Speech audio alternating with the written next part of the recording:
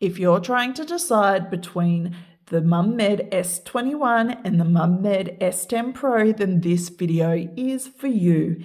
Both the MomMed S21 and the S10 Pro are budget-friendly wearable breast pumps, but there are some distinct differences between the two. So let's dive on in and take a look. And if you like this video, please hit the like button. It really does help. So let's start with what is probably the most obvious difference, and that is the design of the wearable breast pump and the size difference. So you can see that the S21 is an all-in-one design. That means that the pump, motor, and the collection cup blend into the one unit, whereas with the S10 Pro, the pump motor sits on top of your collection cup. Now, this means that the S21 is more discreet in terms of size. And if I put them side by side, you can see that the S21 is quite a bit smaller. This means in your bra that you'll see less of your pump motor opposed to the S10, where quite a bit of this motor will be sticking out. I do love, though, that they have added this angle in opposed to having the box out, which a lot of this design does. That just does make it a little bit more discreet, in my opinion. However, with the all-in-one design, you are compromising in collection cup capacity. So you have a maximum collection cup capacity of 6 ounces with the S21, opposed to the S10 Pro, which has a maximum of 8 ounces. So there is a 2 ounce difference between the two. Where that probably matters is if you are a mum with an oversupply of milk, you are probably going to want to have that extra container capacity.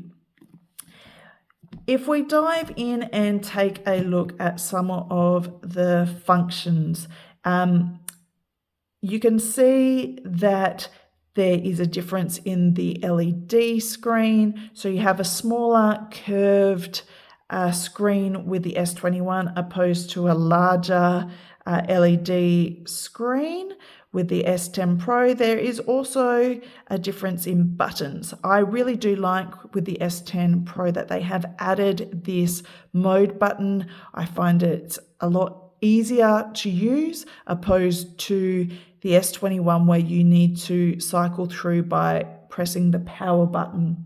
It's just a little bit more user-friendly in my opinion.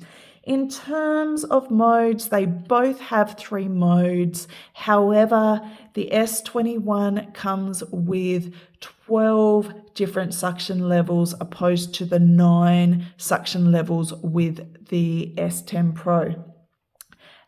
Where that makes a difference is this really does give you greater control over your comfort with the S21.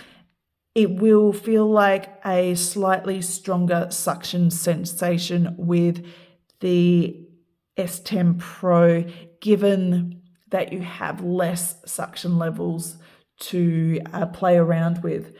That said, 9 suction levels is really quite reasonable for a wearable breast pump and definitely comparative to a lot of the other wearable breast pumps on the market.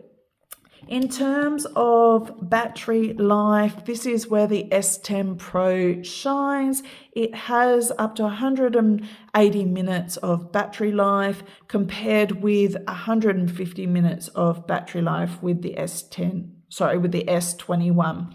Now, both are really quite decent, but the 180 gives you an additional 2 or so pumping sessions. So if you're looking for a pump with a longer battery life, this is where the S10 Pro shines. In terms of price, there's very minimal. It's around $10 difference in price between the two. So again, it's not something that really is a standout.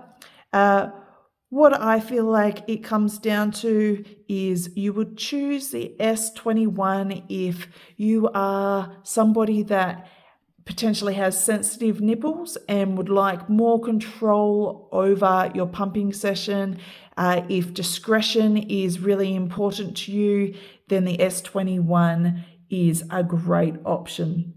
If you are more leaning towards a pump that gives you extended pumping sessions and greater capacity for your milk collection, then this is where the S10 Pro really does shine. I hope this video helps. If you have any questions, then please ask in the comments section and I will do my very best to answer them. Happy pumping!